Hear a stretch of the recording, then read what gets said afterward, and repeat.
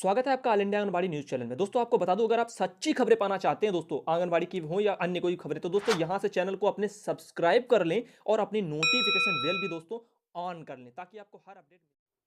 नमस्कार दोस्तों, स्वागत है आप सभी का all India anganwadi news channel में। आज की ये जो सच्ची खबरें हैं यहाँ पे वो आप लोगों के सामने रखी जाती हैं। यहाँ पे हमारी बहनें, आंगनबाड़ी बहनें हैं जो तमाम राज्यों से ढूंढ करके, या यूं कहें कि तमाम ऐसे जो जिले हैं राज्यों में, वहां से निकाल के फोटो आप लोगों के लिए, आप लोगों के लिए वहां की खबर, उनकी आवाज को आप तक पहुंचाया जाता है। ये दरअसल जो मेरा भारत महान है उसके लिए जो चुनाव आयोग जैसे मुद्दे होते हैं जिन पर कभी वोट लालच में ना दिया जाए, इसको लेकर के जागरूकता फैलाई जाती है। तो यहां पे बताया जा रहा है मेरा वोट मेरा अधिकार है, यानी कि ये जनता की आवाज है, जनता का वोट है और उसी की ये आवाज है। तो यहाँ पे बहनें समझाते हुए, एक जागरूकता का मैसेज देते हुए, अपने हाथों पर मेहंदी लगा करके जो है इस काम को आगे बढ़ाया है। और यहाँ पे आप देख पा रहे हैं तमाम ऐसी फोटो जिसमें सिर्फ और सिर्फ यही हाथों पर मेहंदी लगा करके दिखाया जा रहा है कि ये मेरा वोट है और ये मेरा अधिकार है। इसके लिए हमें कोई जो है ये नहीं कह सकता कि हम किस पार्टी को दें या किस पार्टी को ना दें, क्योंकि यह जनता तय करेगी।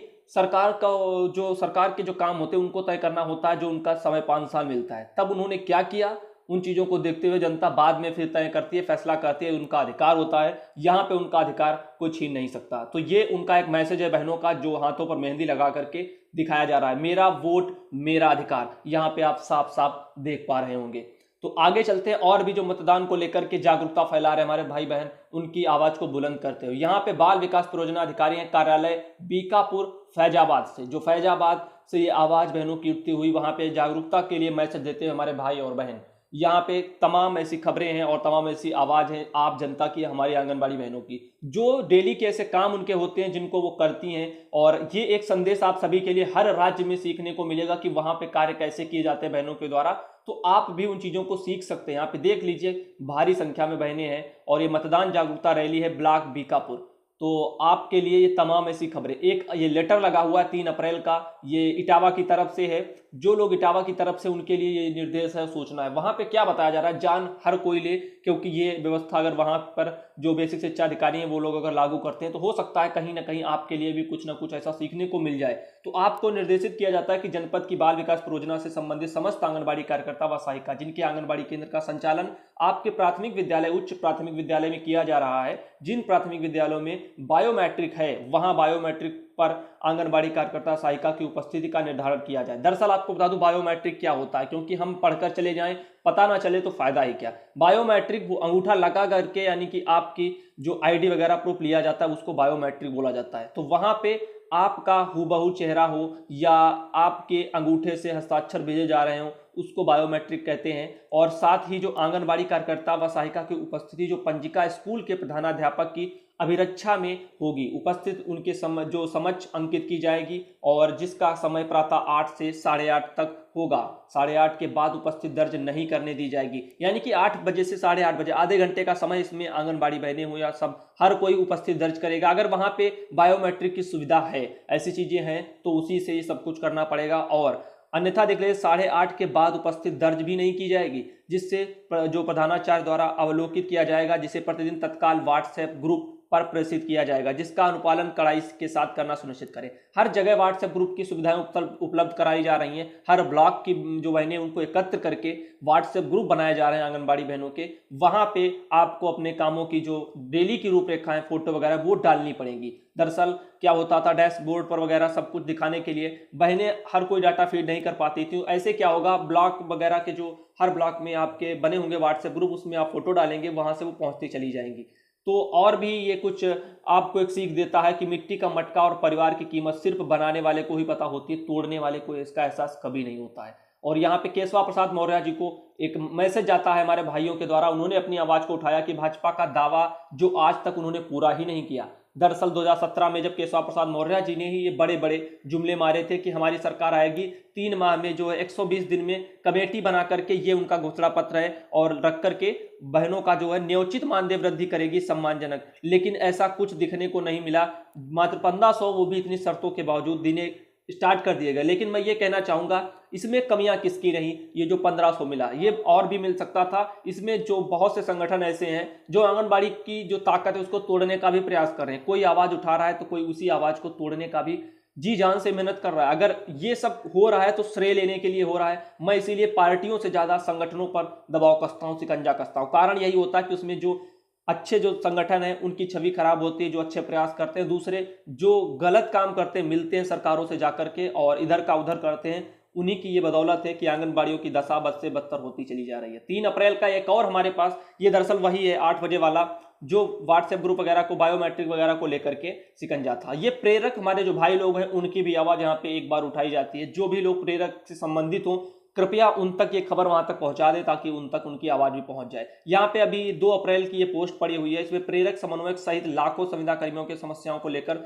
जो कांग्रेस पार्टी के मैनिफेस्टो में सम्मिलित कर रोजगार सृजन सहित अन्य मांगों को प्रमुखता जो दी गई है। और आपको बता दूं, इस चीज को लेकर के आंगनबाड़ी बहनों से भी उसी दिन मिली थी जो प्रियंका गांधी, और उसी दिन प्रेरक वगैरह से भी मिली थी और ये उनकी आवाज को उठाया गया। दरअसल पार्टियां तो चुनाव आने के समय बहुत कुछ कहती हैं, आश्वासन देती हैं। ऐसे ही तो जैसे आज ये कांग्रेस दिख रही है, ऐसे ही तो भाजपा ने के केशव प्रसाद मौर्य जी भी तो दिख रहे थे। वो भी तो कह रहे थे हम 120 दिन में कमेटी बना करके आपका मानदेय बढ़ा देंगे। खैर उन्होंने तो नहीं किया। आप देखते हैं कांग्रेस करती है या नहीं करती है। बाकी लोगों का भरोसा है। मैं किसी के लिए नहीं कह सकता कि आप भाजपा के साथ जाएं, आप कांग्रेस के साथ जाएं, क्योंकि जागरूकता मैं दे रहा हूं तो मैं ऐसा काम कैसे कर ही नहीं सकता। दरअसल आपका ये अधिकार है, आप जिधर जाना चाहें, आपको जिस पर भरोसा है और आपकी सोच जहां तक है आप वहीं तक जाना चाहेंगे। और यहाँ पे ये आप लोगों के लिए प्रेरक भाइयों की आवाज़ जो थी वो उठाई गई थी। लेकिन वो 1 साल से, मैं आपको बता दूं, साल भर से बेचारे घर में बैठे हैं प्रेरक। 1 लाख शिक्षा प्रेरक हैं जिनका 38 महीने का मानदेय अभी तक भाजपा सरकार ने नहीं दिया है। हम हमेशा कहते हैं कि देखिए, हर काम अच्छा नहीं होता हर पार्टी का। अब मान लीजिए किसी के साथ 38 महीने का उसका मानदेय रोक दिया जाएगा तो क्या ये न्याय है? तो इसीलिए कोई सरकार हो, कोई पार्टी हो, मैं किसी की न बड़ाई करता हूं, रही बात बुराई की, बुराई नहीं करता हूं। मैं वहां पे उनकी सच्चाई दिखाता हूं जो हकीकत है, और मैं चाहता हूं इसमें बदलाव हो। ऐसे जो काम होते हैं जिसकी वजह से पार्टियां बदनाम होती हैं वो ना हो सकें और एक बहनों के साथ में भी अच्छा संदेश जाए। ये देखिए, एक आंगनबाड़ी केंद्र की मैं हालत दिखा रहा हूं। यहाँ पे बहुत अच्छा केंद्र है। दरअसल अगर सरकार चाहे ऐसे हर जगह अगर केंद्र हो। दरअसल अभी कुछ दिन पहले मैंने आपको एक केंद्र की हालत दिखाई थी उत्तर प्रदेश में, वहां पे हालत आपने देखी। आज ये आप केंद्र देख रहे हैं जो अच्छा है, कितना अच्छा है आपको अंदाजा लग जाएगा। हर तरह की मशीनें हैं यहाँ पे, हर सुविधाएं हैं, और यहाँ पे आप देख पा रहे होंगे काफ़ी अच्छा है। ये दरअसल यहाँ पे लैंग्वेज वगैरह जो है वो हिंदी में तो है नहीं, ना इंग्लिश वगैरह में है। और ये अपने यहाँ अपने राज्यों की तो खबरें हैं नहीं, लेकिन ये हो सकती है हमारी आंगनबाड़ी बहनें, और वो वजन मशीन वगैरह को लेकर के यहाँ पे। और ये देखिए जिस तरह के लोग हैं और जैसे ही उनका वजन होता है उसी तरह की मशीनें, और पीछे की जो लोकेशन आपको दिख रही होगी दीवालों की, उससे आपको अंदाजा लग रहा होगा कि जो केंद्र है उनकी स्थिति कैसी है। नीचे की जो फर्श है वो देखकर आपको अंदाजा लग रहा होगा कि भवन कितने अच्छे बने हुए हैं। दरअसल ये अपने उत्तर प्रदेश की ना हालत है, ना बिहार की है, ना आपके उत्तराखंड, ऐसे कोई भी राज्य नहीं है। ये शायद आपका जो यहाँ पे पड़ा हुआ है, जैसे कि ये लिखावट से आपको अंदाजा लग रहा होगा ये तमिल हो या तेलुगु हो, कुछ ऐसी ही भाषाएं लग रही हैं। और खैर मुझे तो इन भाषाओं के बारे में ज्ञान नहीं है तो मैं ज़्यादा कुछ कह नहीं सकता, लेकिन यहाँ पे जो स्थिति को देखते हुए हर कोई बता देगा कि वहाँ का केंद्र की जो सुविधाएं वो बहुत अच्छी हैं और अच्छे से संचालन किया जा रहा है बहनों के द्वारा। और ये यहाँ पे मशीन वगैरह देख रहे हैं, हर तरह की मशीनें भी हैं। तो ये रहा उन बहनों का केंद्र, यहाँ पे उनकी संख्या आप देख रहे हैं और कितना अच्छा केंद्र है, अच्छे से उनका संचालन भी किया जाता है। तो यहाँ पे वो बच्चे भी आते हैं। लेकिन आपको बता दूं बहुत सी ऐसी बहनें हैं जहाँ पे बच्चे नहीं आते, उनके लिए मैं ये कहना चाहूँगा कि वहाँ पे वो लोग अपने जो बच्चे हैं उनके लिए कुछ ना कुछ उनको प्रयास करने पड़ेंगे। ऐसे बच्चे नहीं आने वाले, कुछ ना कुछ उनको लालच दिया जाएगा। दरअसल लालच वो इस चीज़ का होगा कि उनको टॉफ़ी वगैरह दें या उनको आने के लिए वहाँ पे प्रेरित करें, कुछ ऐसी चीज़ें होनी चाहिए। क्योंकि सरकार अगर काम नहीं करती, सरकार अगर बजट लाती भी है तो बीच के अधिकारी मिल करके उस बजट को खा जाते हैं, बंदर बांट हो जाता है। वो जहाँ तक लगना चाहिए वहाँ नहीं लगता है। ये काम बहुत तेजी के साथ होते हैं और इसी वजह से बच्चे आते नहीं हैं। फिर दबाव किस पर बनता है कि आंगनबाड़ियों पर बच्चे क्यों नहीं आते आपके वहाँ पे। ये हमारी बहन है बबीता सिंह जी, और ये गीतांजलि दीदी के संगठन से है बबीता सिंह जी, और ये प्रतापगढ़ से हैं। आपको बता दूं राष्ट्रीय पेयजल प्रशिक्षण अफीम कोटी, और वहाँ पे राष्ट्रीय जो प्रशिक्षण वगैरह हुआ था पेयजल को लेकर के, वहाँ की ये फोटो आप लोगों को मैं दिखा रहा हूँ। वहाँ से ये बहनें हैं हमारी, और ये बबीता दीदी बैठी हुई हैं। और क्योंकि यहाँ पे हर किसी की आवाज़ उठाई जाती है, सच्चाई को लेकर के उठाई जाती है, जो समाज में बदलाव लाने के लिए कोशिश की जाती है, जो जागरूकता दे सके हमारे समाज को, वो आवाज़ यहाँ पे जरूर उठाई जाती है। यहाँ पे हमारे ये विनय कुमार जी हैं, उनका क्या कहना है। उत्तर प्रदेश भाजपा के उप मुख्यमंत्री जो थे केशव प्रसाद मौर्य जी, उन्हीं का लेटर अभी आपको मैंने दिखाया और उन्हीं की जो जुमलेबाजी की जो एक बात कही जाएगी, जिसको सरकार ये दोबारा हमारी बहनें मिली थी तब भी ऐसे मुस्कुरा करके हंस करके चले गए थे और दरअसल बढ़ा करके बाद में 1500 प्रोत्साहन राशि दे दी गई। ये एक मौका था भाजपा सरकार के लिए जो उन्होंने गंवाया है और इसको लेकर के आप बातें कितनी भी कर ली जाएं, लेकिन वो बहनें जो जान चुकी हैं उनकी किस्मत और उनकी सोच अब बदलने वाली नहीं है। यहाँ पे ये स्वास्थ्य मेला, ये हमारी बहनें हैं, ये भी बाहर से ही हैं अन्य राज्यों की तरह, और उनके राज्यों की खबर, क्योंकि अगर इंग्लिश वगैरह में लिखा होता तो मैं आपको बता देता है कहाँ से बहनें हैं। दरअसल ये स्वास्थ्य मेला वगैरह मनाया गया, यहाँ पे आप काफ़ी सामग्री देख पा रहे होंगे, बहुत ज़्यादा सामग्रियाँ हैं। और ऐसे अगर मेले मनाए जाते, इतनी ज़्यादा सेविकाएं बहनें हैं वहाँ पे एकत्र होकर के मेला मनाया गया। यही एक अच्छी खूबी है कि अगर हर बहन कुछ कुछ लाएगी तब भी मेले में काफ़ी संख्या में आपको सामग्री दिखेगी, छोटे छोटे खिलौने, हर एक चीज़ का यहाँ पे आपको देखने को मिल जाएगा। और ये हमारे जो भाई लोग हैं उनको मानदेय को लेकर के, जैसे बीएलओ वगैरह में जो निर्वाचन आयोग की तरफ से जो ड्यूटी लगती है उसमें मानदेय किसका कितना आता है उसके बारे में जानकारी दी हुई है। जो पीठासीन अधिकारी होता है उसका 1200 रुपये आता है। वहीं आपको बता दूं हमारे जो बीएलओ जो आंगनबाड़ी बहनों पर कार्यभार सौंपा जाता है उसके लिए 750 रुपये आपको मिलते हैं, सिर्फ और सिर्फ वो जो आपकी निर्वाचन आयोग में जो लगे अधिकारी होते हैं उनके हिसाब से। बताया तो यही जा रहा है, लेकिन जो बीएलओ का कार्य सिर्फ एक दिन में खर्च जो है नहीं हो जाता। बीएलओ के कार्य में आपको बहुत से ऐसे कार्य करने पड़ते हैं, जैसे आपका आधार कार्ड है, ऐसे तमाम चीज़ें जो आप यहाँ से उठा करके सीधा आपके कामों को लेकर के कहाँ तक जाते, तहसील स्तर तक जाते हैं, उनमें बहुत से काम शामिल हो जाते हैं बीएलओ के लिए। तो वो पैसा आपको 4500 के हिसाब से मिलता है और जो नए बीएलओ होते हैं उनको 3500 ही मिल रहा है। तो यहाँ पे आपको बता दूं कार्यकर्ता ने खुद के रुपए से की है देखरेख, 7 बच्चों को कुपोषण से बाहर लेकर के आई हैं। तो ये बहुत सारणी से शायद खबर है, ऐसा ही कुछ यहाँ पे लिखा नज़र आ रहा है। तो ये एक बहुत ही अच्छी बात है कि बहनों ने वहाँ पे कम से कम इतना किया, लेकिन ये हर बहन के लिए मुमकिन भी नहीं हो सकता। किसकी कैसी परिस्थिति, कैसी हालत है, तो अपने पैसे से अगर खर्च करेगा सरकार तो उस पर बड़ा ही मार देगी, बहुत कुछ कह करके चली जाएगी, लेकिन इससे होगा क्या। कुपोषण हम तो दूसरों का दूर करते रहेंगे, लेकिन हमारा कुपोषण सरकारें कब दूर करेंगी। हम तो ये चाहते सरकारें हमारे लिए कुछ अच्छा कदम उठाएं और हम अपने जी जान से मेहनत करके इन जो छोटे छोटे बच्चे हैं जो दूसरों के आते हैं, गरीबों के आते हैं पढ़ने के लिए आंगनबाड़ी केंद्रों में, उनके लिए बेहतर से बेहतर चीज़ें कर पाएँ। तो ये बातों को लेकर के सरकार को भी सोचना चाहिए। और आगे चलते हैं, आपको हम दिखाते हैं। ये एमपी से हैं, दरअसल मध्य प्रदेश से जो बहनें हैं उनके लिए थी ये खबर, जो अपने पैसे से लेकर के इन चीज़ों को आगे रखा है। तो आवाज़ हर एक बहन की उठाई जाएगी। सर नमस्ते, आंगनबाड़ी जिला बांसवाड़ा से हैं, राजस्थान से। उनका कहना है कि यहाँ मानदेय कितना बढ़ा है, इसकी जानकारी वो तो बताएं। मानदेय आपका नहीं बढ़ा है, दरअसल आपको बता दूं सिर्फ मोदी जी का वो जाने कब बढ़ा था, अक्टूबर सितंबर में, उसके बाद से तब से पैसे नहीं बढ़े हैं राजस्थान में। अभी आपको मैंने दिखाया था बुनकर जी जो मिलने गए थे मुख्यमंत्री जी से, जिन्होंने मानदेय को लेकर के अपनी तरफ से जो बातें कही हैं वो उनकी तरफ से ये बस विश्वास दिलाती हैं कि मैं कुछ करूंगा, लेकिन उन्होंने किया नहीं है अभी। इस बात से आप स्वतंत्र हो जाइए। एक और मैसेज लगा हुआ है, ये दरअसल आशा बहनों की हैं और उनका क्या कहना है। हमारे ही ग्रुप में है, हमारा जो ग्रुप चल रहा है उसी में सुधांशु पटेल जी, मैं उत्तर प्रदेश की आशा संघ की जो महामंत्री हूँ और सभी जिले से मेरे पास फोन आते रहते हैं कि आशा कार्यकर्तियों के बारे में सरकार अगर जो गंभीरता से नहीं लेती है तो बहनें अपने जो हैं झुकाव गलत जो पार्टियों की तरफ भी कर सकती हैं। आज राहुल गांधी हो या कोई अन्य पार्टी, किसी ने भी जो है ये और कोशिश नहीं की है जानने की। दरअसल आपको बता दूं यहाँ पे उनका कुछ लिखावट में थोड़ी बहुत मिसप्रिंट है, जिनको यहाँ पे आप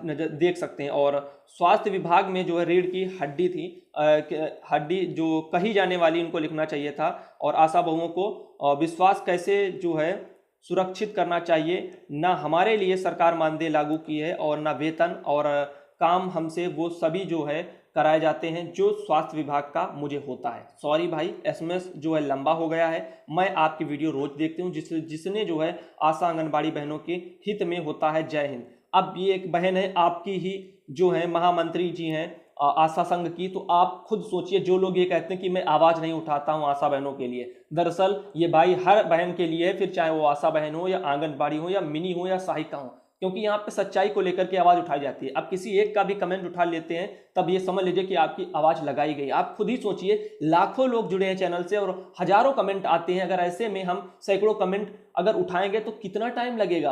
आप लोग, कुछ लोग कहते हैं वीडियो लंबा हो जाता है, तो परेशानी कुछ भी ना हो, ना वीडियो लंबा हो, बातें भी मैं हर एक चीज़ का निचोड़ आपके सामने रखूं, दिल खोल करके आपकी बातें को कहूं, सरकार तक पहुंचाऊं। हर चीज़ें एक बार में छोटे वीडियो में संभव कैसे हो सकती हैं, तो वीडियो लंबा हो सकता है। मैं आपके लिए हर तरीके से वीडियो बनाने के लिए भी तैयार था। और यहाँ पे ये बहनों की आवाज़ है, आशा बहनें जो हैं, मैं यही कहना चाहूँगा, आपकी जो महामंत्री जी हैं उन्होंने कम से कम अपनी आवाज़ को हम तक पहुँचाया, उनके लिए बहुत बहुत धन्यवाद। क्योंकि बहुत से ऐसी बहनें हैं, आशा बहनें हैं, जो यही पूछती हैं कि हमारे लिए आवाज़ कौन उठा रहा है। दरअसल उनको भी जानकारी होनी चाहिए कि उनके लिए जो ये महामंत्री जी हैं, मैं नहीं जानता इन बहन का नाम क्या है, दरअसल कभी फ़ोन नहीं आया या ऐसा कुछ नहीं दिखने को मिला। जैसे अन्य हमारे जो संगठन है, जो प्रदेश अध्यक्ष बहनें हैं या अन्य जो जिलाध्यक्ष बहनें हैं, जो संपर्क करती हैं, अपनी आवाज़ को उठाती हैं, तो कभी न कभी अब बहन का मैसेज आया है तो कभी न कभी आपको लेकर के आवाज़ भी उनके द्वारा उठाई जाएगी, वो भी आपके सामने रखी जाएगी। एक और मैसेज लगा यहाँ पे, बताया जा रहा है, सर मैं रायबरेली जिले से, जो सरेनी ब्लॉक है, शायद ऐसा ही कुछ लिखा है, और उनका कहना है वहाँ से हैं वो, और सर हमारे यहाँ सुपरवाइजर जो है कह रही हैं कि डाटा आप फीड कराइए, आपके अकाउंट में पैसा आएगा, और मोबाइल में भी पैसा डलवा लो, वो भी पैसा आपके अकाउंट में आएगा। सर ये क्या सही है? देखिए बहन, सही और गलत ये सिर्फ हमारी सोच पर डिपेंड करता है, हम वहाँ पे कैसे काम कर रहे हैं। दूसरी बात, हमारे वहाँ पे जो सुपरवाइजर बने या सीडीपीओ बने, वो हमारे साथ कितना न्याय के साथ में काम कर रही हैं, क्या वो सच्चाई के साथ में हमारा शोषण तो नहीं कर रही हैं। अगर शोषण नहीं हो रहा है, अगर वो फिर कह रही हैं, तो समझ लीजिए आपके अकाउंट में पैसा आएगा, आप 100% श्योर हो जाएं। अगर वो आप पर शोषण कर रही हैं तो समझ लीजिए पैसा तो आने वाला नहीं है। कारण ये है, हमारी एक बहन है प्रिया दीदी, जो हमसे बड़ी हैं और काफ़ी बड़ी हैं, और मैं उनकी बहुत बहुत बहुत इज्जत करता हूं। दरअसल उन्होंने हमें कल फ़ोन करके भी बताया था कि उनके अकाउंट में जो पैसे थे डाटा फीडिंग को लेकर के, वो 400 आ गए हैं। दरअसल बातें आपको मैं ये इसलिए नहीं बताना चाह रहा था क्योंकि मैंने उनसे कहा था दीदी से कि पासबुक की अगर हमें कॉपी वगैरह मिल जाए तो ताकि बहनों को सबूत के तौर पर भी दिखाया जा सके।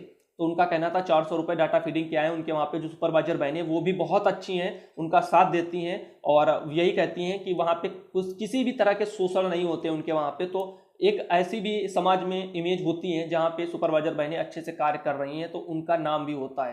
तो हो सकता है, लेकिन मोबाइल में आपका अकाउंट में अगर आप पैसे डलवा रहे हैं फ़ोन वगैरह में, तो उसका पैसा आएगा, इसके लिए मैं 100% श्योर नहीं हूँ। लेकिन हाँ, ये आपकी डाटा फीडिंग को लेकर के 100% तो नहीं कह सकता, लेकिन ये आपके जिलों पर डिपेंड करता है कि आपके वहाँ की सुपरवाइजर बहनें आपका अकाउंट नंबर दिए हैं वहाँ पे पैसे भेजने के लिए या खुद का दे देंगी। तो इसके लिए मैं 100% श्योर नहीं हो सकता, लेकिन ये जरूर कहूँगा कि अगर वो चाहें तो पैसे आपके अकाउंट में आ सकते हैं। जैसे प्रिया दीदी के अकाउंट में उन्होंने कहा है कि हमारे वहाँ आए हैं डाटा फीडिंग को लेकर के, और पैसा उनके डाटा फीडिंग काम के पहले दे दिया गया, उनका ये भी कहना है। तो जो भी सबूत होंगे वो बहन हमें अपनी जो चीज़ें हैं उनको हम तक भेजेंगी। यहाँ पे डाटा फीडिंग के बारे में एक और ये लगा हुआ है, दरअसल ऐसे लेटर होते हैं, इनको पढ़ने में बहुत टाइम जाता है। मैं तो यही चाहता था कि चैनल पर आपकी कमेंटों की आवाज़ आए और उस पर मैं आप लोगों के लिए आपकी समस्याओं का निराकरण कर सकूँ। दूसरी बात, ये जो लेटर होते हैं उसको मैं अपने फेसबुक पेज पर डाल सकूँ। आप लोग फेसबुक जो हमारा पेज है वहाँ से जुड़ सकते हैं। दरअसल बोलते बोलते जो है मुंह भी सूखने लगता है और पानी वगैरह रखते नहीं है साथ में, तो दिक्कतें आती रहती हैं।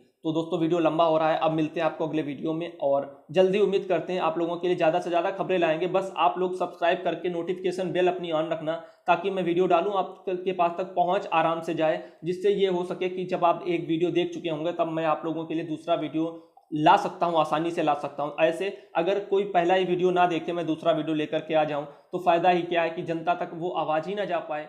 तो ये चीज़ें होती हैं, इनको आपको समझना पड़ेगा।